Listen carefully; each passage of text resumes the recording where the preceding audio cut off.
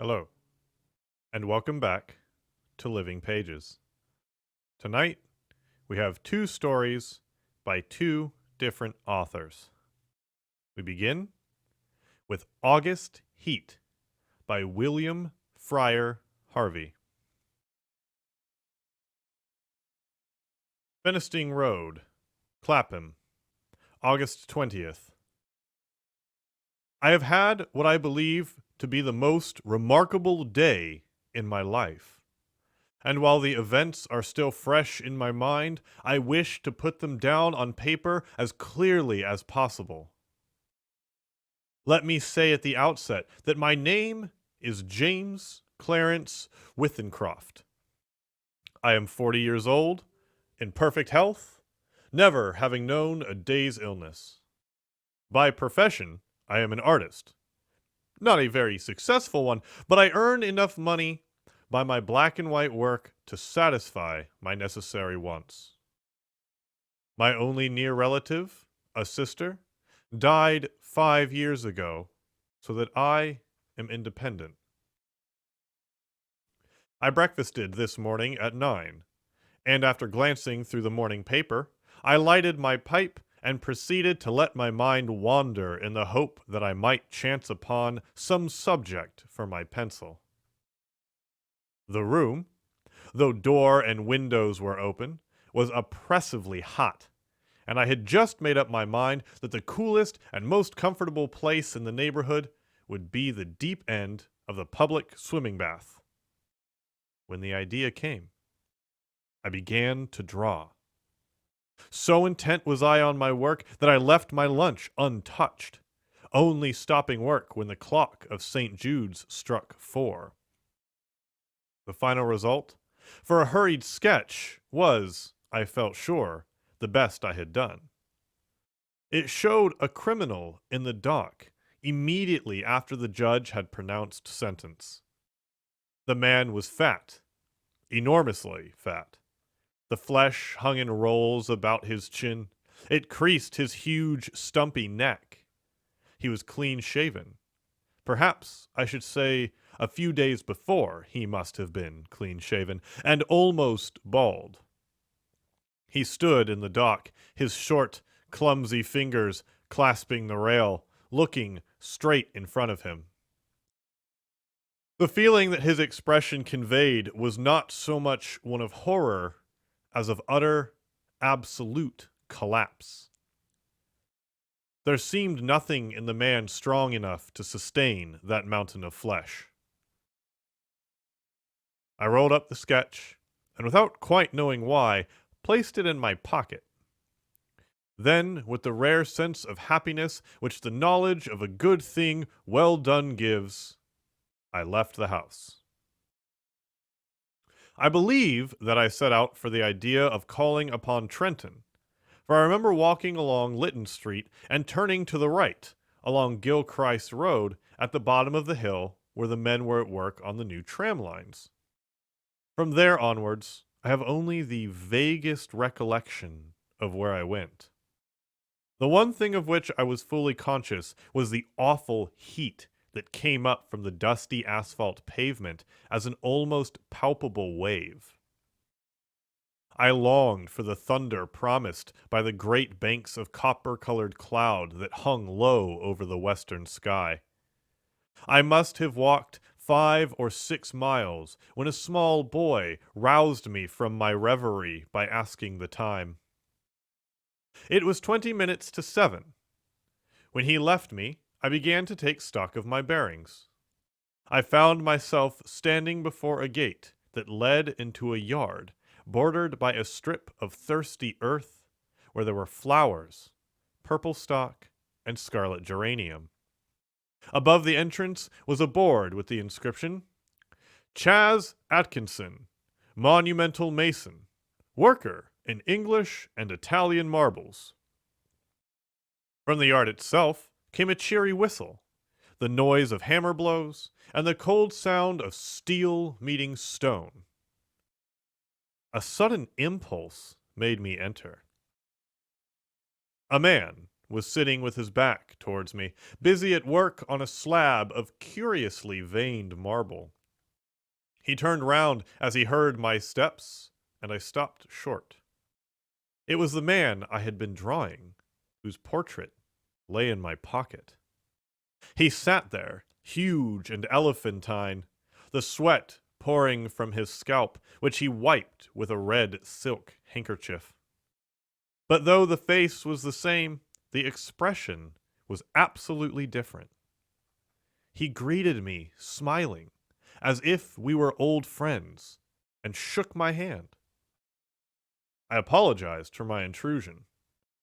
"Everything is hot and glary outside," I said. "This seems an oasis in the wilderness."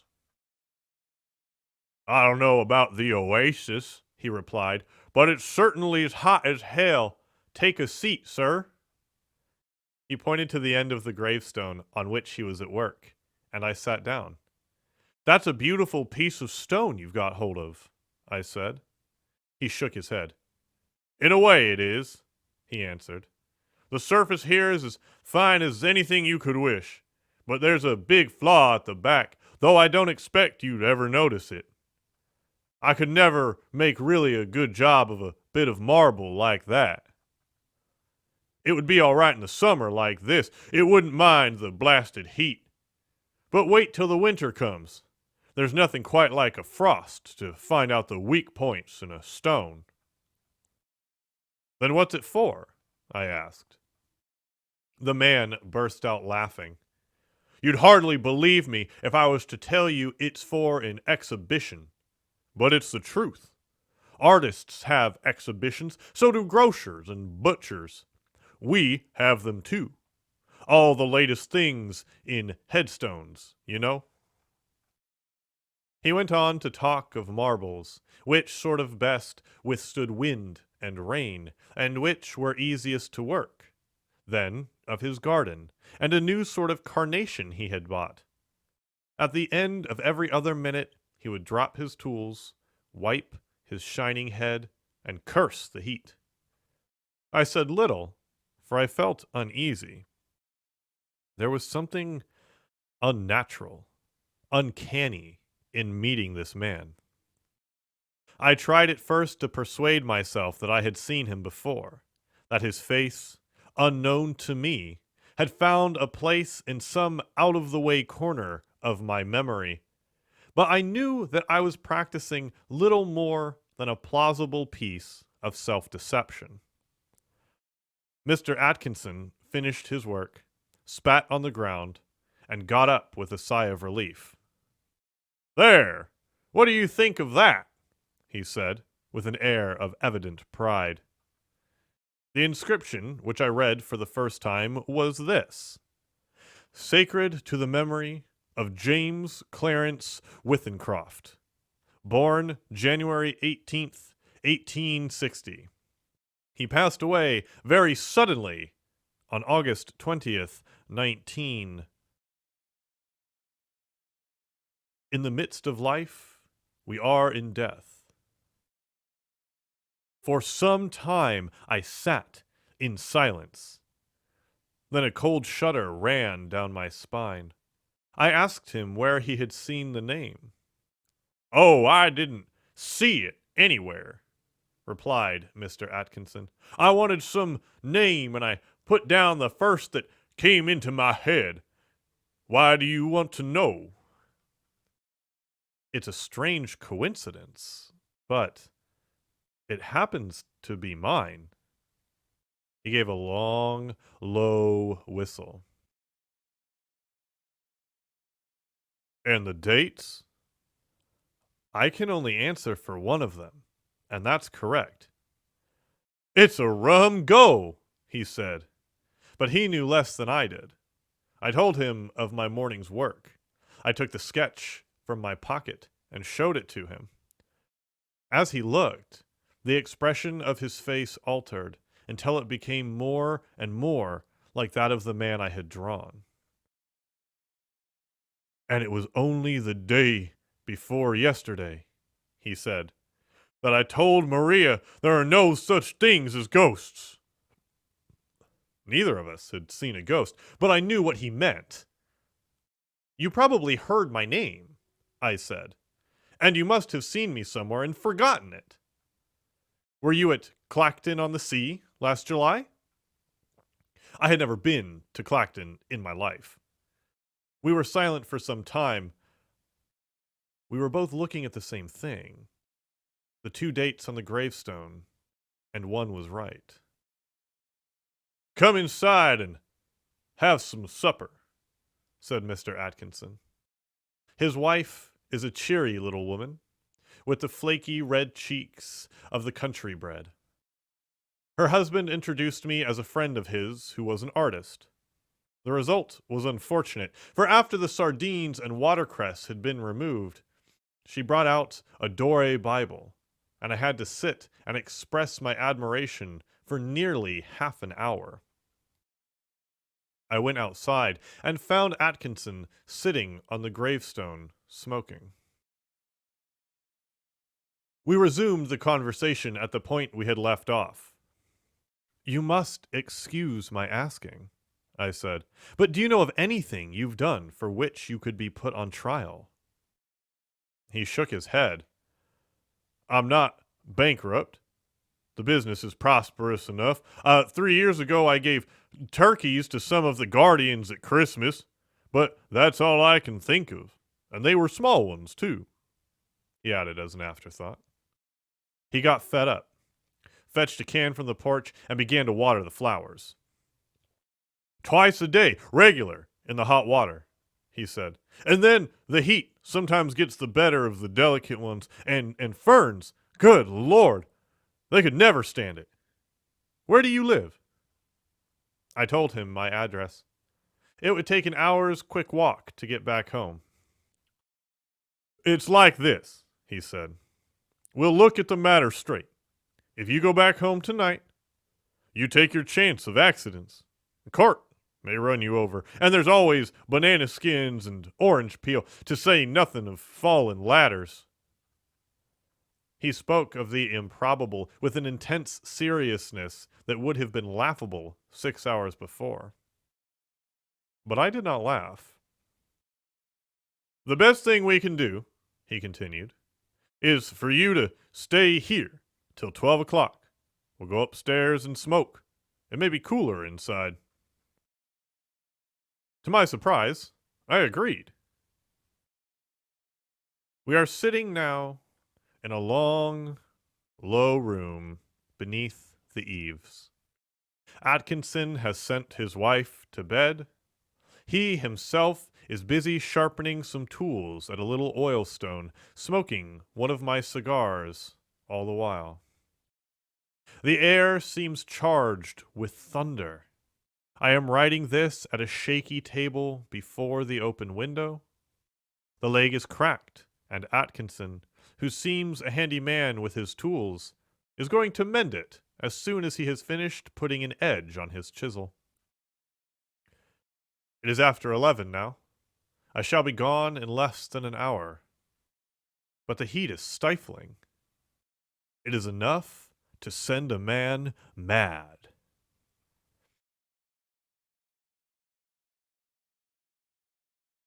Next we have John Charrington's Wedding by Edith Nesbit. No one ever thought that May Forster would marry John Charrington. But he thought differently. And things which John Charrington intended had a queer way of coming to pass. He asked her to marry him before he went up to Oxford. She laughed and refused him. He asked her again next time he came home. Again she laughed, tossed her dainty blonde head, and again refused. A third time he asked her. She said it was becoming a confirmed bad habit, and laughed at him more than ever. John was not the only man who wanted to marry her. She was the belle of our village coterie, and we were all in love with her more or less. It was a sort of fashion, like heliotrope ties or Inverness capes. Therefore, We were as much annoyed as surprised when John Charrington walked into our little local club. We held it in a loft over the Saddlers, I remember, and invited us all to his wedding. Your wedding? You don't mean it. Who's the happy pair? When's it to be? John Charrington filled his pipe and lighted it before he replied. Then he said, "I'm sorry to deprive you fellows of your only joke, but Miss Forrester and I are to be married in September." You don't mean it. He's gotten the mitten again, and it's turned his head. No, I said, rising. I see it's true.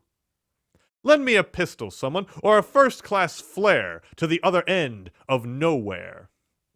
Charrington has bewitched the only pretty girl in our 20-mile radius. Was it mesmerism or a love potion, Jack? Neither, sir, but a gift you'll never have. Perseverance, and the best luck a man ever had in this world. There was something in his voice that silenced me, and all chaff of the other fellows failed to draw him further. The queer thing about it was that when we congratulated Miss Forster, she blushed and smiled and dimpled, for all the world as though she were in love with him, and had been in love with him all the time. Upon my word, I think she had. Women are strange creatures. We were all asked to the wedding. In Brixham, everyone who was anybody knew everybody else who was anyone. My sisters were, I truly believe, more interested in the trousseau than the bride herself, and I was to be best man. The coming marriage was much canvassed at afternoon tea tables and at our little club over the Saddlers, and the question was always asked, does she care for him? I used to think that question myself in the early days of their engagement, but after a certain evening in August, I never asked it again. I was coming home from the club through the churchyard. Our church is on a time-grown hill, and the turf about it is so thick and soft that one's footsteps are noiseless. I made no sound as I vaulted the low, lichened wall and threaded my way between the tombstones. It was at that same instant that I heard John Charrington's voice and saw her. May was sitting on a low, flat gravestone, her face turned toward the full splendor of the western sun. Its expression ended at once and forever any question of love for him. It was transfigured to a beauty I should not have believed possible, even to that beautiful little face. John lay at her feet, and it was his voice that broke the stillness of the golden August evening. My dear, I believe I should come back from the dead if you wanted me. I coughed at once to indicate my presence, and passed on into the shadow fully enlightened. The wedding was to be early in September, 2 days before I had to run up to town for business. The train was late, of course, for we are on the Southeastern, and as I stood grumbling with my watch in my hand, whom should I see but John Charrington and May Forster? They were walking up and down the unfrequented end of the platform, arm in arm, looking into each other's eyes, careless of the sympathetic interest of the porters. Of course, I knew better than to hesitate a moment before burying myself in the booking. And it was not until the train drew up at the platform that I obtrusively passed the pair with my Gladstone and took the corner in a first-class smoking carriage. I did this with as good an air of not seeing them as I could assume. I pride myself on my discretion, but if John were traveling alone, I wanted his company. I had it. "Hello, old man," came his cheery voice as he swung his bag into my carriage. "Here's luck, and I expect a dull journey." "Where are you off to?" I asked, discretion still bidding me turn my eyes away, though I saw, without looking, that hers were red-rimmed.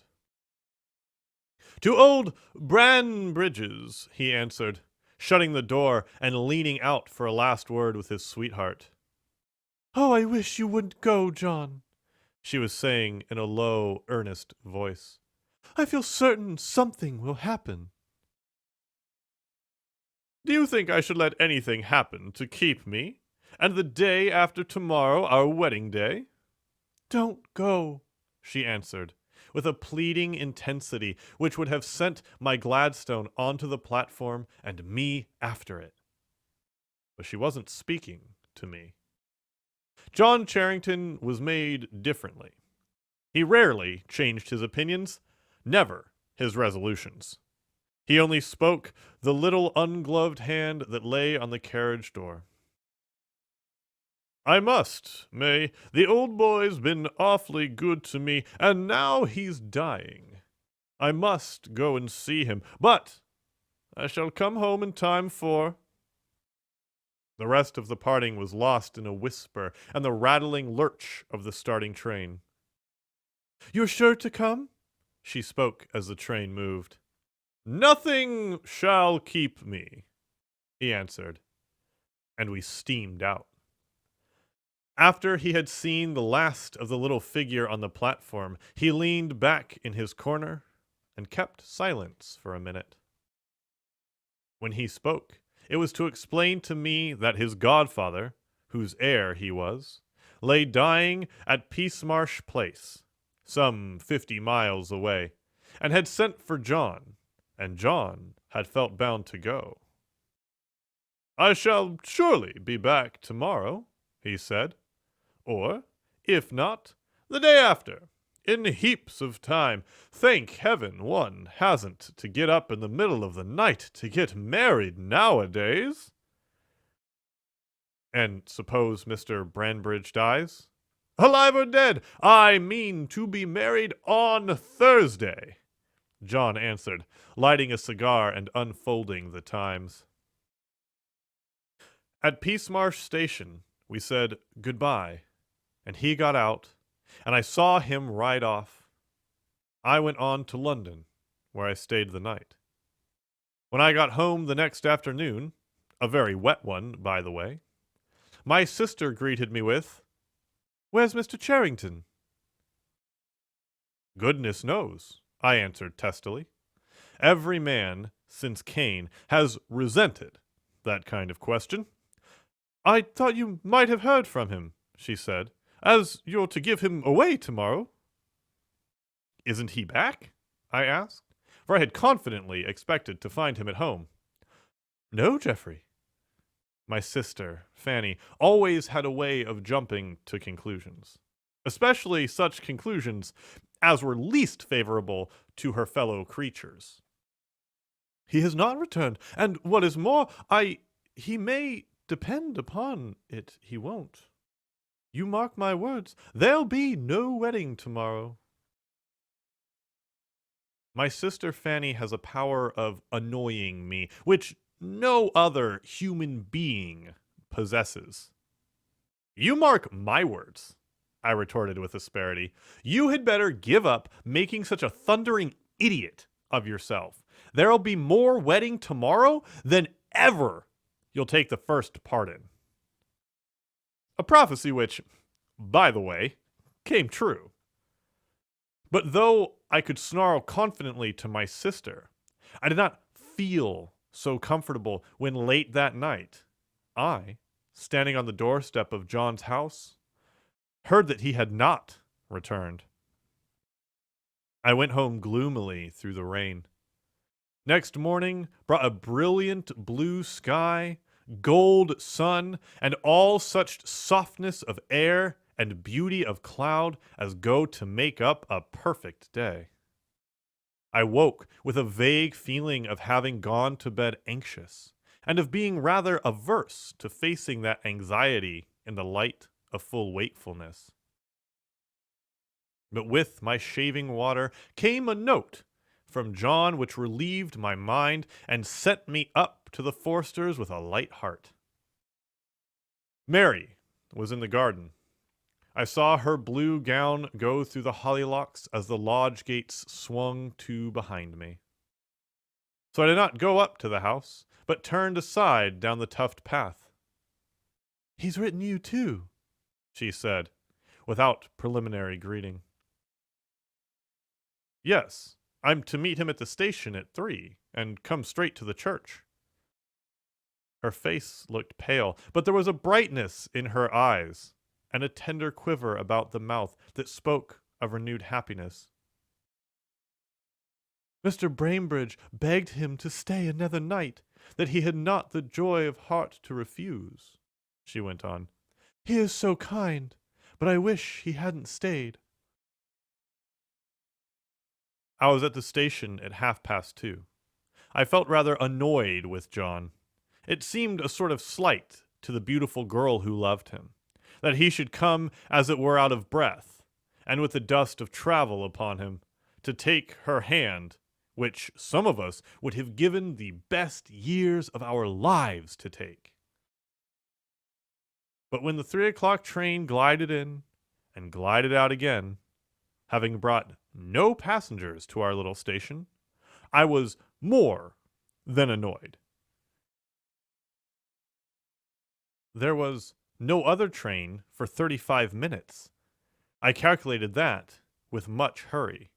We might just get to the church in time for the ceremony, but, oh, what a fool to miss that first train. What other man could have done it? That 35 minutes seemed a year. As I wandered around the station, reading the advertisements and the timetables and the company's bylaws, and getting more and more angry with John Charrington. This confidence in his own power of getting everything he wanted the minute he wanted it was leading him too far. I hate waiting. Everyone does, but I believe I hate it more than anyone else. The 3:35 was late, of course. "Drive to the church," I said as someone shut the door. "Mr. Charrington hasn't come by this train." I ground my pipe between my teeth and stamped with impatience as I watched the signals. Click. The signal went down. 5 minutes later, I flung myself into the carriage that I had brought for John. Anxiety now replaced anger. What had become of the man? Could he have been taken suddenly ill? I never known him to have a day's illness in his life. And even so, he might have telegraphed. Some awful accident must have happened to him. The thought that he had played her false never, no, not for a moment, entered my head. Yes, something terrible had happened to him, and on me lay the task of telling his bride. I almost wished the carriage would upset and break my head so that someone else might tell her, not I. Who? But that's nothing to do with this story. It was 5 minutes to 4 as we drew up at the churchyard gate. A double row of eager onlookers lined the platform from lich gate to porch. I sprang from the carriage and passed up between them. Our gardener had a good place near the door. I stopped. "Are they waiting still, Biles?" I asked, simply to gain time, for of course I knew they were by the waiting crowd's attentive attitude. "Waiting, sir? No, no, sir. Why, it must be over by now." "Over? Then Mr. Charrington's come." "To the minute, sir.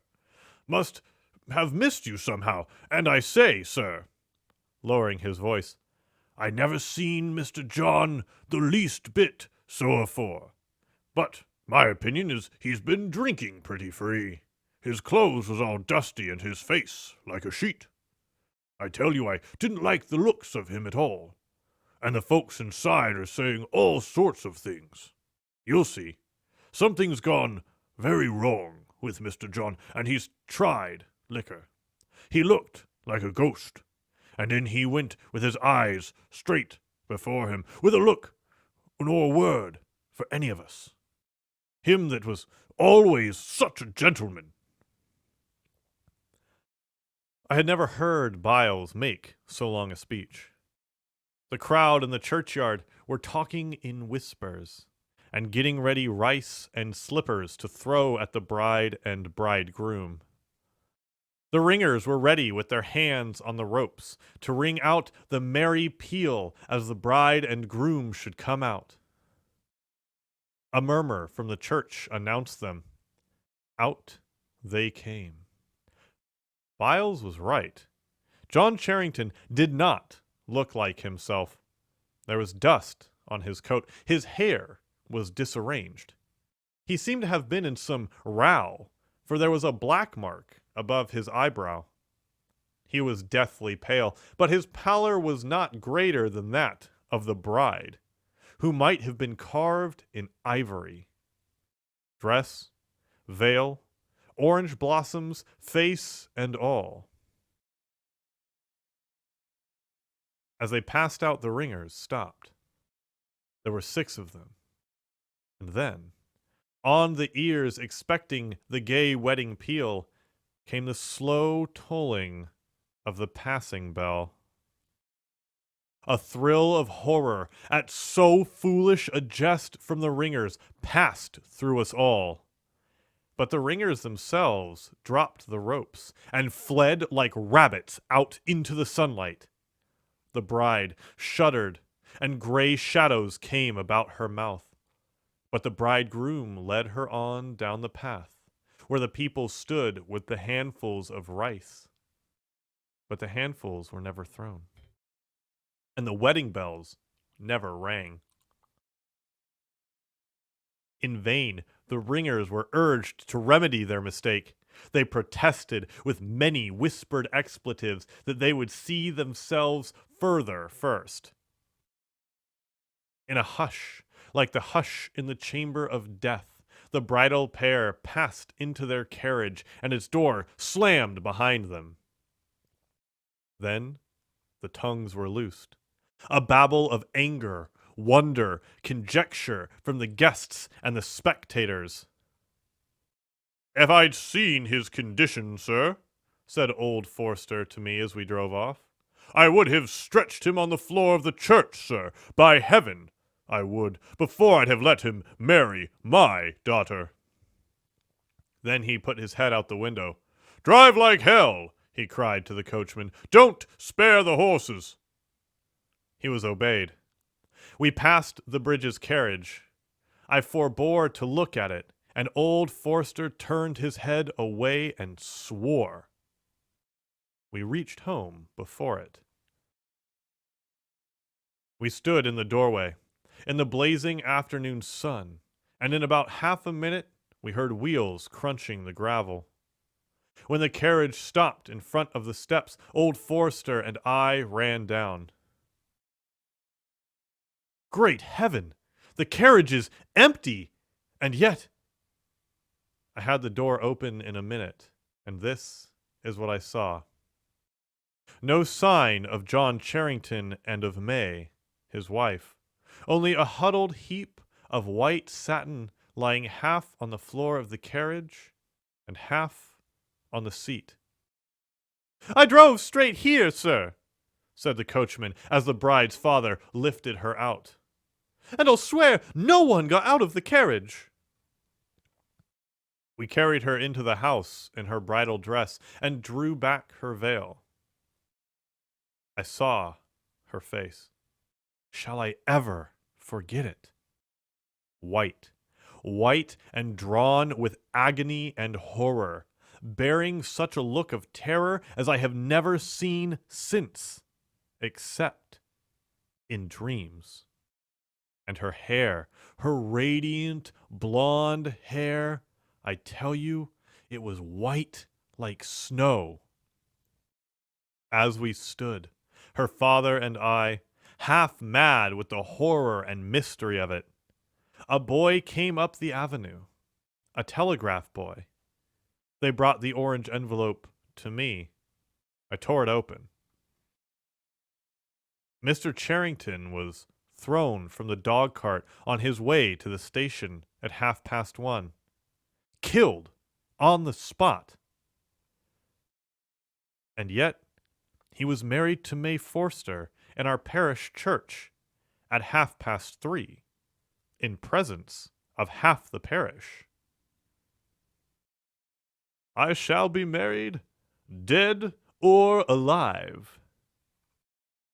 What had passed in that carriage on the homeward drive?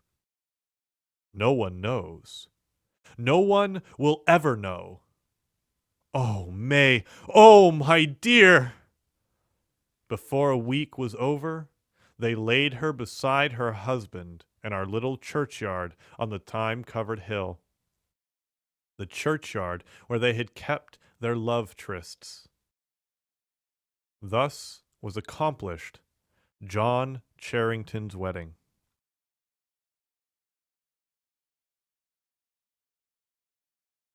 Thank you for coming to this episode of Living Pages. I hope to see you soon. And remember, stay safe out there.